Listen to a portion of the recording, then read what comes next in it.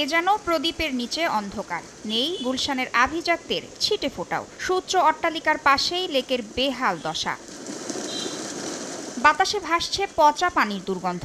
ওয়াকওয়ের পাশ ঘেঁষে উকি দেওয়া ময়লা আবর্জনা এভাবেই চলে যাচ্ছে লেকের পেটে। হাঁটার পথ জুড়েই যেন ময়লার ক্যানভাস। নগরবাসী বলছেন বিকেলের মুক্ত বাতাস, সুস্বাস্থ্যের জন্য হাঁটাহাঁটি কিংবা একটু নির্জনতা। এখন কিছুই মিলছে না গুলশান লেকে। অনেক দুর্গন্ধ, আপনি এখানে গেলেই বুঝতে পারবেন।